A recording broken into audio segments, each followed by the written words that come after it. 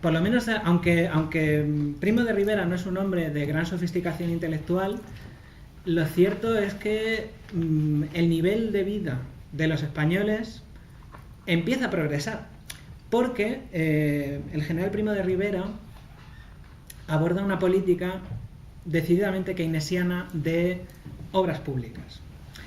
De hecho, muchos de los embalses que luego el franquismo dice que se arroga como méritos propagandísticos y tal, muchos de los embalses se proyectan y se construyen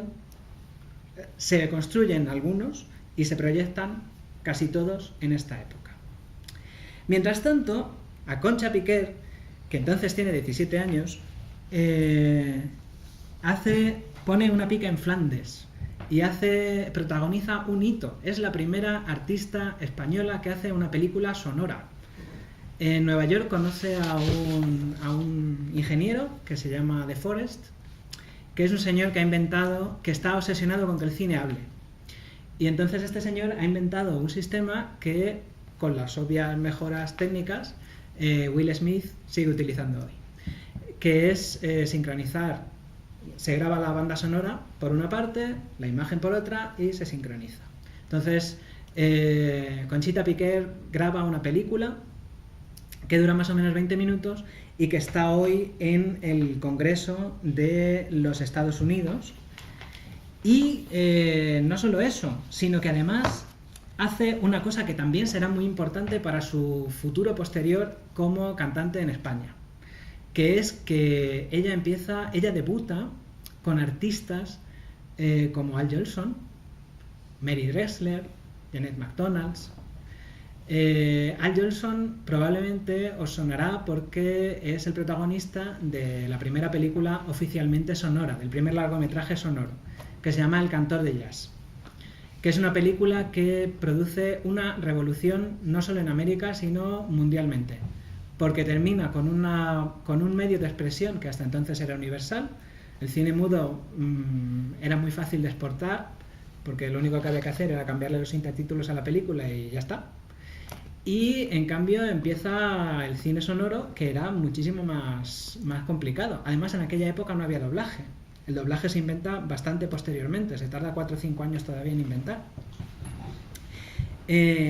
Más o menos... A ver. Aquí tenemos a Conchita Piquer y al maestro Penella. Era mona, Conchita Piquer, se puede ver. Y este es el maestro Penella, su mentor. Y aquí la tenemos en América. Conchita Piquer fue una señora muy inteligente, ya desde chica, muy moderna, y cuando ella fue a América aprendió a conducir, aprendió inglés, naturalmente, porque para hacer teatro pues tenía que aprender inglés, y se hizo también fotos ligera de ropa y todas estas cosas, a la moda de aquella época, ¿no? Entonces, y sobre todo, lo más importante es que ella, cuando estuvo en Estados Unidos, ella se movió todo el rato en un medio de artistas consagrados, o sea, de personas que ya tenían una carrera hecha, y ella aprendió de ellos. Más o menos en esta época, en 1925, se conocieron en Granada Rafael de León y Federico García Lorca.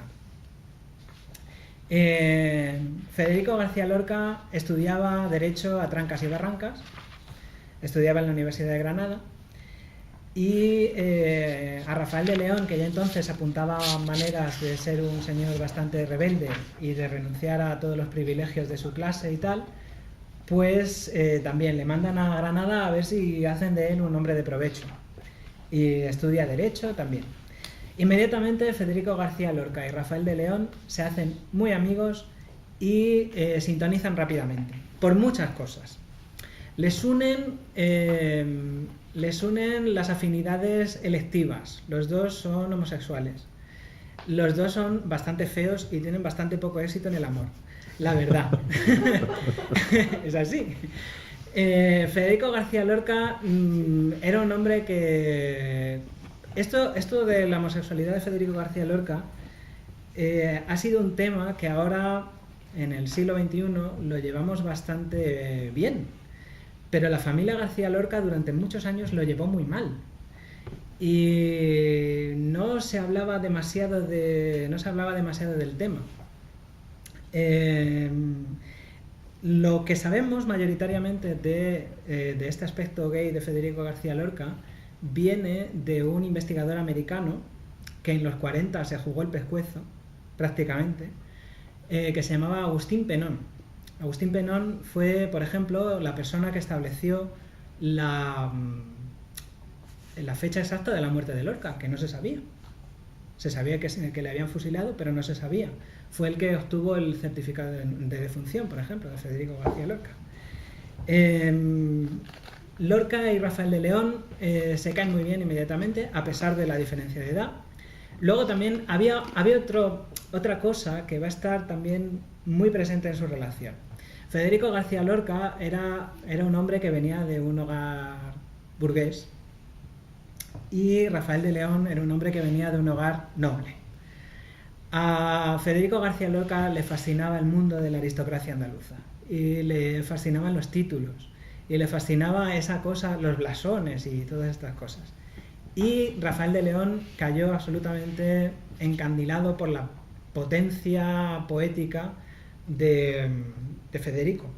No fueron nunca amantes, a pesar de que en los últimos tiempos la familia de Rafael de León pues se ha puesto la medalla de decir no, es que nosotros pero no fueron nunca amantes. Fueron, eso sí, amigos y confidentes ya por el resto de su vida. Y luego también, claro, les unió que Federico García Lorca, como se suele decir en España, era un cachondo mental. O sea, era un señor con un grandísimo sentido del humor. Hay una anécdota que cuenta Alberti de los tiempos de la residencia de estudiantes. La residencia de estudiantes, que era un proyecto típico del regeneracionismo español, y ahí venía mucha gente a visitar la residencia, muchos escritores. Y entonces vino un escritor portugués y claro, los residentes pues tenían que entretener a estos visitantes. Y el escritor portugués le tocó a Lorca. Y entonces iba por la colina de los Chopos, que así se llama el sitio donde estaba la residencia. Iban andando y entonces Lorca le decía: ¿conoce usted al escritor X? Y entonces el portugués, el pobre, decía: no coñazo. Y decía Federico García Lorca: ¿ves? Un coñazo. Y o sea, era un hombre muy divertido. En fin, en 1926, a pesar de tener Nueva York rendido a sus pies, Conchita Piquer y Penella se sientan y dicen: mira, si queremos progresar tenemos que volver a Europa. Y entonces deciden que Conchita Piquer vuelva a España. La precede Penella y Penella se va a París. Y Conchita Piquer se monta en un barco que se llama el Leviatán, cruza el océano y también se va a París. Lo primero que hacen los dos es ponerse a ver teatro musical y ponerse a comprar ropa para futuros espectáculos que piensan montar. ¿Qué es así? Me río por lo que se dice de sus baúles. En los baúles de la Piquer, efectivamente, que también tiene una explicación. Sí. Dice, viajaba siempre con un montón de baúles, los suyos y los de la casa, con ropa de cama, de mesa y de similares, pues tenía la costumbre de alquilar una casa en el lugar donde estuviera de gira. Y no era menos. Su marido acarreaba 2 baúles llenos de aceite de oliva. A raíz de todo esto se acuñó la expresión el baúl de la Piquer. Exactamente. Bueno, hay que explicar también que, claro, primero, a los españoles nos gusta mucho el aceite de oliva, y también hay que explicar que Concha Piquer normalmente lo que hacía era que estrenaba sus espectáculos, los estrenaba en Madrid, luego hacía una gira, los rodaba por provincias, los estrenaba en Madrid. En Madrid estaba una temporada, un año, solía durar un año más o menos, y luego después hacía giras por Hispanoamérica que a veces duraban 3 y 4 años. O sea, que era una señora que es que, de verdad, viajaba con su casa a cuestas.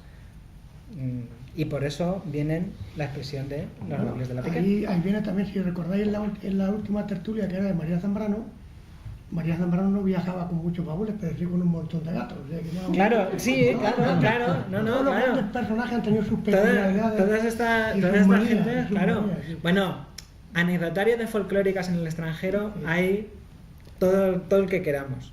O sea, por ejemplo, a Carmen Amaya la echaron del Hilton de Nueva York porque hizo un cocido en una bañera. Pero no se puede. La madre de Lola Flores intentó asar sardinas en un avión cruzando el océano. O sea que, en fin, claro. En fin, esta gente... Las las reglas. Claro. Bueno, en 1926 también, cuando Conchita vuelve a España, monta el primer espectáculo con todo lo que ha aprendido en América. El espectáculo, como espectáculo teatral, pues parece ser que no tuvo mucho éxito de crítica, pero al público le apasionó. Y entonces esto motiva que Benito Perojo, que era el director de cine más internacional español de la época, decida contratar a Conchita, estrella emergente, monísima, para la adaptación de un bestseller de la época del que mucha gente ha oído hablar, pero que poca gente ha leído hoy en día. El negro que tenía el alma blanca, de Alberto Insúa, que había sido un gran éxito. Y la película es también un gran éxito y tiene una historieta que vamos a contar también, que no tiene nada que ver con el tema de que estamos hablando, pero que tiene su interés. El negro que tenía el alma blanca es el último trabajo del pionero del cine mudo más importante del cine español, que es Segundo de Chomón. Segundo de Chomón es el inventor de una técnica que se llama stop motion, que es trabajar con maquetas o con muñecos y moverlos cada vez un poquito y fotografiarlos para conseguir el movimiento. Y entonces Segundo de Chomón su último trabajo fue El negro que tenía el alma blanca. En 1927 se aglutina la generación de poetas que conocemos como la generación del 27. También el término generación del 27 cada vez tiene menos predicamento y cada vez hay más gente que se inclina por llamarlo la vanguardia, que es una cosa mucho más amplia.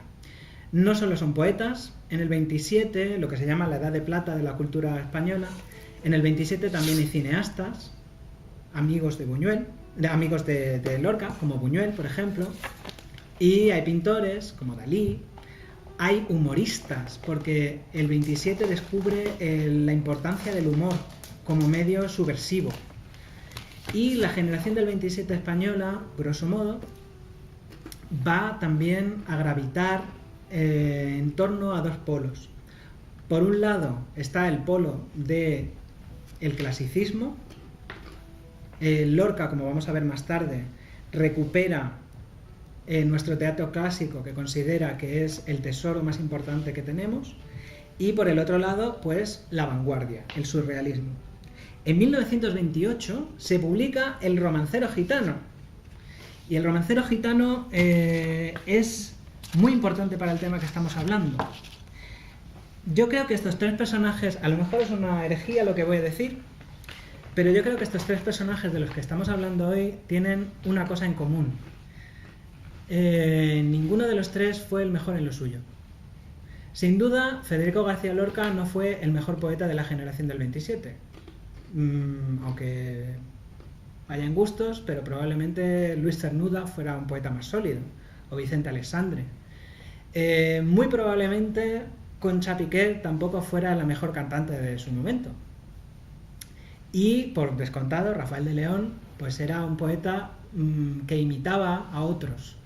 Pero si los tres tienen algo en común, es que los tres tenían una personalidad fortísima que conectaba con el público. Ellos sin quererlo, fabricaban productos culturales hechos para que la gente, para gustarle a la gente. O sea, les gustaban mucho. Ellos conectaban mucho con su público. Y El romancero gitano es el ejemplo típico. El romancero gitano es un éxito editorial desde que se publica en 1928. Y crea un lenguaje. crea un lenguaje que Federico García Lorca no había inventado, una serie de imágenes que Federico no había inventado, pero que sí hacen enorme fortuna por cómo él las utiliza, ¿no? Por ejemplo, la personificación de la luna, que es una cosa de gran tradición en la literatura española, universal en general. En Federico García Lorca, el famoso poema del romancero, que lo tenéis por ahí, la luna viene a la fragua con su polisón de nardos, el niño la mira, el niño la está mirando. Y aparece en muchas coplas, ¿no? La famosa de la luna es una mujer y por eso el sol de España anda que bebe los vientos por si la luna lo engaña. O el toro enamorado de la luna, que abandona por la noche la maná. El color verde. El color verde en el romancero gitano significa la muerte, pero también es un emblema de lo andaluz. De hecho, la argonaida, la bandera andaluza, es verde y blanca. La Guardia Civil como el símbolo del orden, pero también como el símbolo del poder represivo de la sociedad, ¿no? Bueno, hay muchísimas coplas en donde sale la Guardia Civil. También incluso con tintes humorísticos, ¿no? Como en la famosa esta de échale guindas al pavo, ¿no? Entró un civil con bigotes, Ozú, que miedo chavo, se echó el fusil a la cara y de esta manera habló.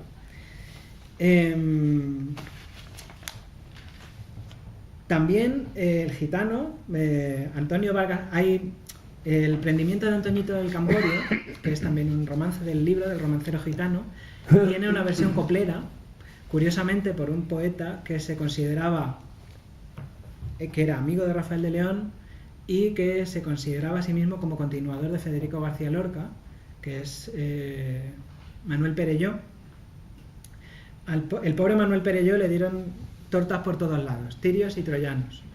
Fue represaliado por republicano después de la Guerra Civil, pero al mismo tiempo Florian Rey se lo lleva a Alemania para que componga las coplas de una película que Imperio Argentina rueda en los estudios de la UFA, en la Alemania nazi, que se llama Carmen la de Triana.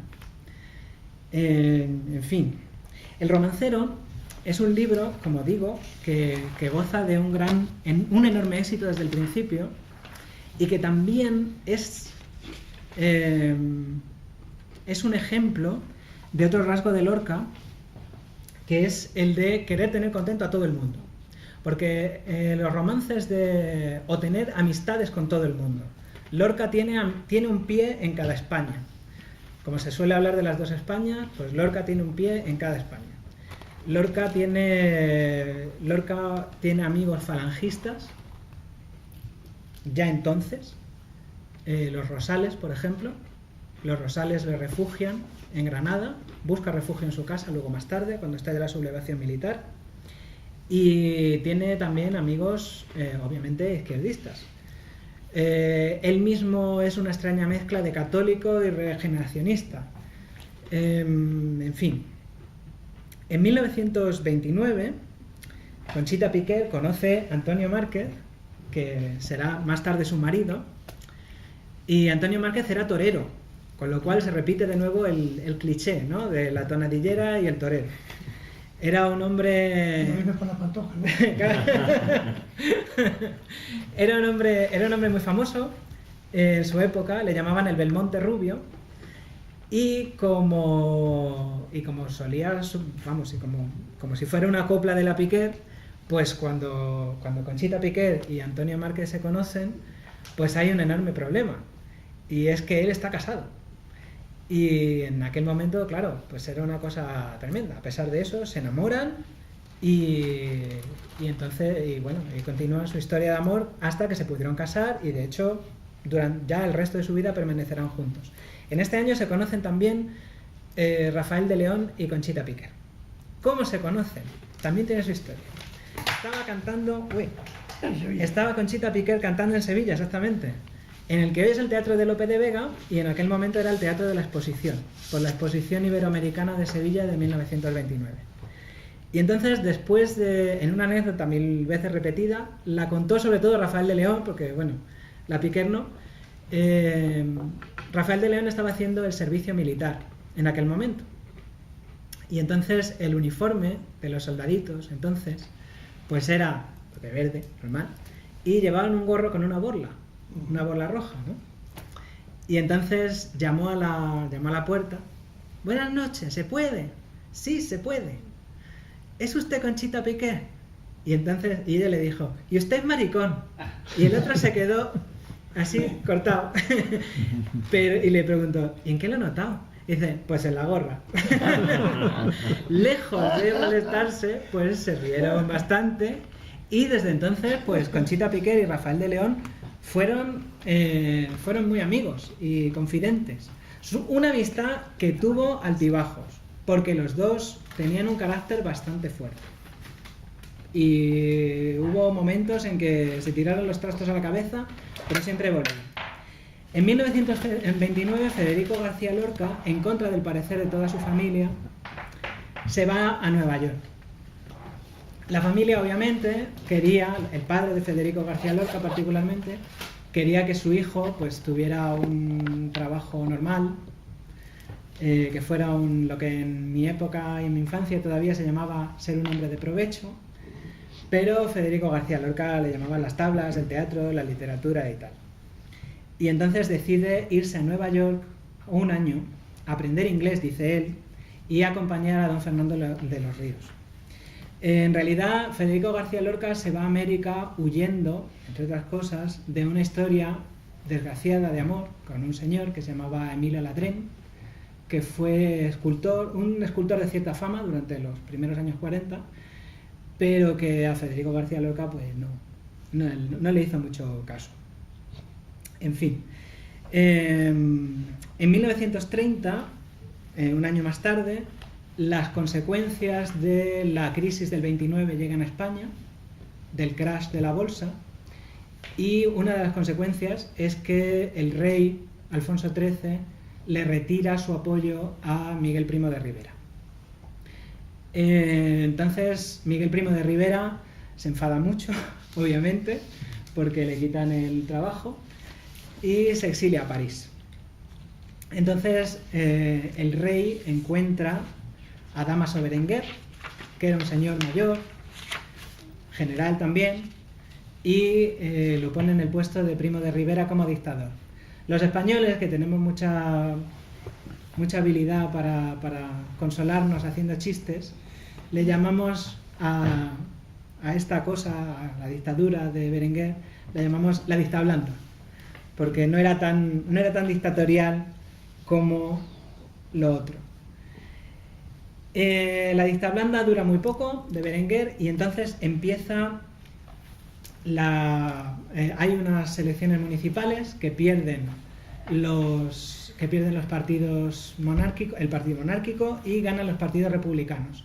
El rey Alfonso XIII ve la cosa muy mal y entonces se proclama la Segunda República el 14 de abril de 1931. El rey, en cualquier caso, muy prudentemente, una vez negocia los términos del final de la monarquía, el rey no abdica, sino que pone la monarquía en pausa y se exilia. Primero a Suiza, creo, a Lausanne, o a Londres, y después se va a Roma. Y Lorca se implica entonces se crea un gobierno, el gobierno republicano, en el que Lorca se implica muchísimo. Y Lorca se implica, como buen producto de la residencia de estudiantes que es, en la creación del Teatro Universitario de La Barraca. Y en el Teatro Universitario de La Barraca, Lorca va a hacer una labor fundamental, cuyas consecuencias llegan hasta hoy. Cuando se plantea el repertorio de La Barraca, Lorca se debate entre dos cosas. Lorca decide que el repertorio que La Barraca debe representar tiene que ser teatro clásico, porque él considera que es algo que hay que recuperar, y entonces y no se inclina, como hubiera podido ser esperable, por la vanguardia. Esta decisión llega hasta hoy porque el repertorio de teatro clásico que hoy se representa todavía, con pocas excepciones, es el repertorio de la barraca. Por ejemplo, Lorca recupera El Caballero de Olmedo, que era una obra que no se había representado nunca. O representa La vida es sueño. El auto sacramental de pronto tiene un gran auge entre los poetas del 27, tanto que Rafael Alberti crea un auto sacramental propio que se llama El hombre deshabitado, que él lo llama auto sacramental sin sacramento.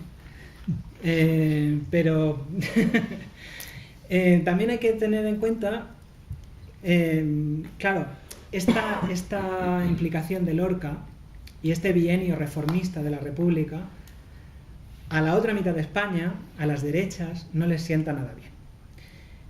De hecho, además, hay ataques personales de todos los tipos contra Lorca, incluyendo un ataque de un personaje que luego será muy importante en el teatro del franquismo, que es Luis Escobar.